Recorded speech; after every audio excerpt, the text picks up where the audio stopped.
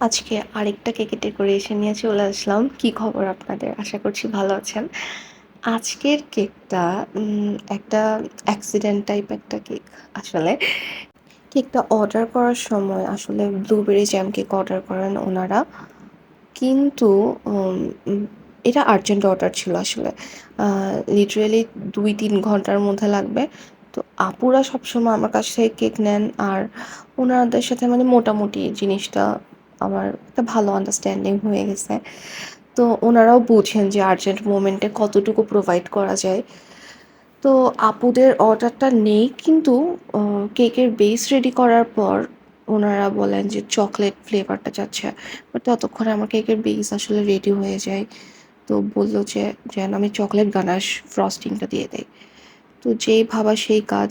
এই কাজগুলা কিন্তু ইউজুয়ালি সবসময় করা যায় না। কারণ হচ্ছে অনেক সময় কাস্টমাররা বুঝে না।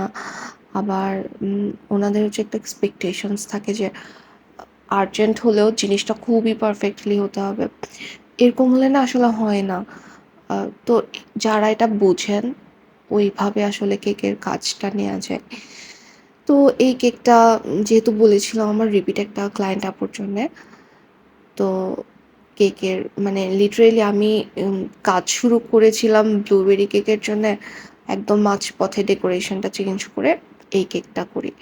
আচ্ছা, এ ধরনের কেকের কি কোনো নাম আছে? থাকলে যদি আপনাদের জানা থাকে জানাবেন। তো আমি আমার ভ্যানিলা স্পঞ্জ কেকটাকে এটা ছিল ২ পাউন্ড ওজনের, হ্যাঁ। ২ পাউন্ড ওজনের আমার ভ্যানিলা স্পঞ্জ কেকের বেসটাকে আমি ৩ টা লেয়ারে ভাগ করি। তারপর সুগার সিরাপ দিয়ে ময়েস্ট করে দেন হচ্ছে প্রত্যেকটা লেয়ারে চকলেট গানাশ দিয়ে ফ্রস্টিং করি।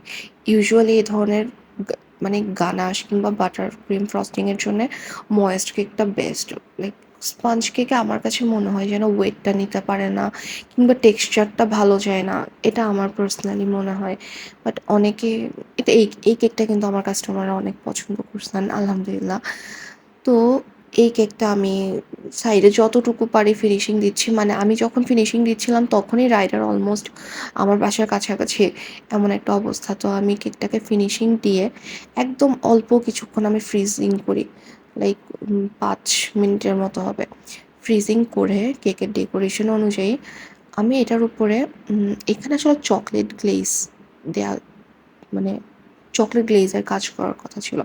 বাট আসলে যেটা সময় ছিল না, আম আমরা যেটা করি আ এক লাইট একটা গানাশ ইউজ করার ডিসিশন নেই।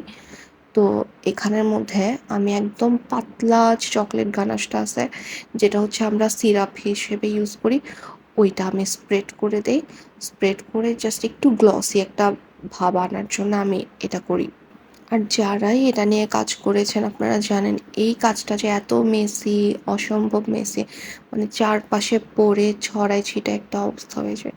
তো যাই হোক, তারপর আমি আমার গ্লেজটাকে কিছুক্ষণ, এটা গ্লেজও না আসলে, এটা আসলে চকলেট গানাশ বলা উচিত।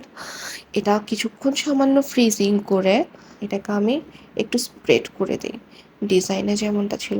আর এর উপরে অল্প সামান্য একটু পার্লস দিয়ে দিই। লিটারেলি আমি কেকটা ১.৫ ঘন্টার মধ্যে বানাইছি খুব সম্ভবত, এর থেকেও কম।